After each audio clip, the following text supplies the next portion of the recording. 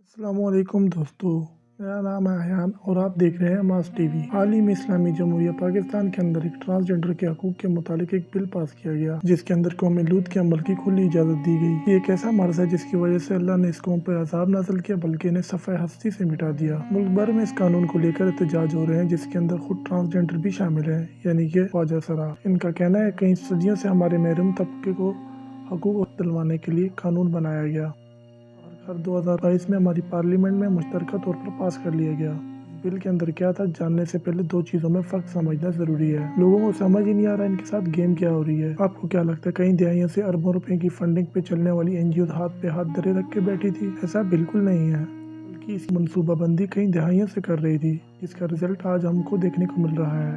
پہلے عورت مارچ اور پھر ٹرانس سیکشول کے الفاظ کی پروموشن کے لوگ سن کر قبول کرنا شروع کر دیں، اور اس کے بعد یہ بل جس میں یہ کلیئر کٹ بتایا گیا ہے کہ اگر آپ کو محسوس ہوتا ہے کہ میں لڑکا ہوں اور لڑکیوں جیسی فیلنگ رکھتا ہوں تو آپ نادرا کے آفس میں لڑکی کا جنڈر لگوا سکتے ہیں، اور یہ حکومت آپ کو تسلیم کرنے کی مجاز ہے۔ تو بالکل اسی طرح لڑکیوں کے ساتھ بھی ہے کہ اگر وہ لڑکوں والی فیلنگ فیل کرتی ہیں تو وہ اپنے آپ کو لڑکا ظاہر کر سکتی ہیں، اور حکومت اس کو ماننے کی مجاز ہے۔ سوسائٹی یا قانون کوئی بھی شخص ان پر انگلی نہیں اٹھا سکتا۔ یہ بڑے سمجھنے کا پوائنٹ ہے۔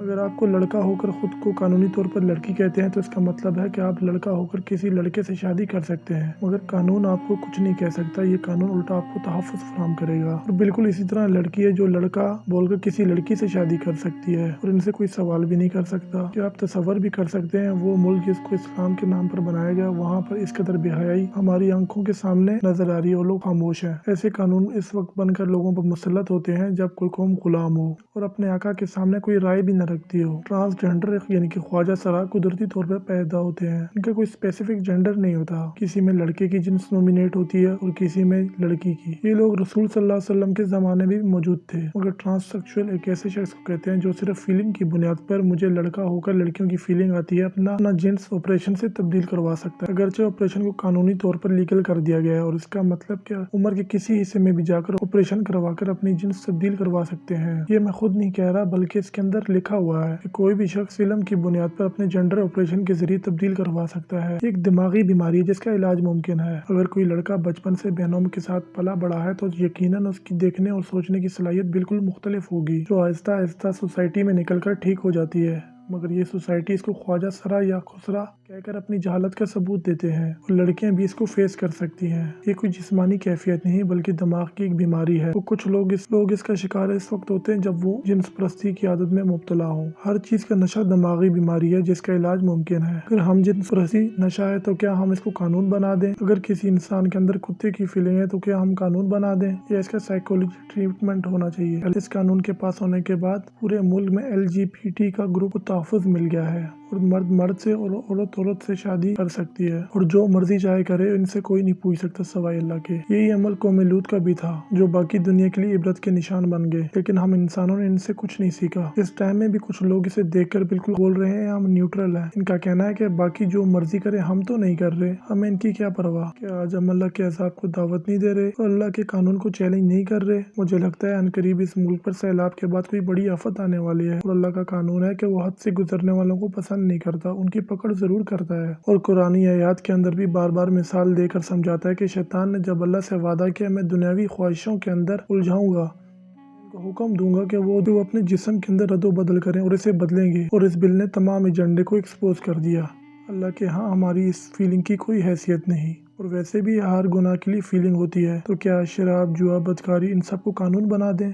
صحیح مسلم میں بیان ہے، رسول صلی اللہ علیہ وسلم نے فرمایا مرد کے 70 گناہ دیکھے اور عورت کے 70 گناہ دیکھے، مرد کے کپڑے میں داخل نہ ہو اور عورت کے کپڑے میں داخل نہ ہو۔ اور اس کے علاوہ رسول صلی اللہ علیہ وسلم نے لعنت فرمائی ایسے مردوں پر جو عورتوں کی مشابہت رکھتے ہیں۔ مگر اس سے بھی بڑا افسوس یہ ہے کہ تمام مذہبی جماعتیں اور میڈیا کی زبان کو تالے لگ گئے ہیں، جو کہ یہ ثابت کرتے ہیں فنڈنگ صرف NGOs کی نہیں بلکہ بہت سارے اداروں کی ہو رہی ہے۔ یورپ کا خود تو خاندانی نظام تباہ ہو چکا ہے، لہذا مسلمانوں کی بنیادی نظام پر اب ان کی نظر ہے، اور مسلمانوں کا خاندانی نظام تباہ کرنے ان کی سازش ہے۔ پہلے عورت مارچ، اب یہ قانون، اس سے آہستہ آہستہ مسلمانوں کی نسل ختم ہو جائے گی، انسان حیوانوں میں تقسیم ہو جائیں گے۔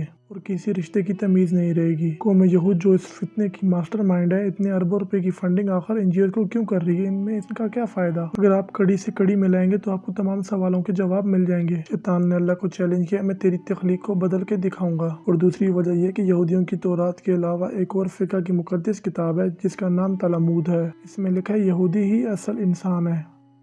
आसपास के तमाम लोग इंसान चूंटियां हैं और कीड़े मकोड़े, इनके कोई हकूक नहीं। जिस तरह इंसानों का जानवरों पे हक है, इस तरह इनका बाकी इंसानों पे हक है, वो जैसा मर्जी इनसे काम लें। इसलिए इस फितने का आगाज यूरोप से हुआ और आज हमारे मुल्क में इसकी जड़ी मजबूत होती जा रही है। इसने सुपर पावर अमेरिका को इस्तेमाल करके हमारे घर को गंदा किया। वो जानते हैं हम भीख मांगने वाली कौम है, भला हम सवाल कर सकते हैं? अल्लाह हजारों रहमतें फरमाए डॉक्टर इस्लाम महरूम की कब्र पर, जो 18 साल पहले ही इसको समझ गए थे और अपने आसपास के लोगों को समझाने की कोशिश की। नादरा के अकॉर्डिंग सिर्फ 3 साल के अरसे में 29,000 दरखास्तें मौसूल हुई, जिसमें 16,500 मर्दों की 15,154 औरतों ने अपनी जिन्स तब्दील करवाने की दरखास्त दी। अफसोस के साथ इस्लाम के नाम पर बनने वाले मुल्क में एक इनलीगल ऑपरेशन की इजाज़त दी गई और अब खुदा की कुदरत के साथ छेड़छाड़ की इजाज़त दी गई है। इसके बाद कई सवाल उठते हैं कि एक शख्स की नस्ल अब कैसे बढ़ेगी? अब मर्द उन तमाम जगहों पर जा सकता है जहाँ पे औरतें जा सकती हैं। क्या ये अल्लाह के गज़ब को दावत नहीं? हमें इस लानत के खिलाफ एहतजाज नहीं बल्कि बाहर निकल के मुजाहरे करने चाहिए और इस हुकूमत को इसकी औकात याद दिलवाएं जो अपनी वफादारी साबित करने के लिए हद से तजावज़ कर रही है। अल्लाह हद से गुजरने वालों को कभी नहीं बख्शेगा और किसी सूरत नहीं बर्दाश्त करेगा। अल्लाह हमें समझने और नेक अमल की तौफीक अता फरमाए। आमीन।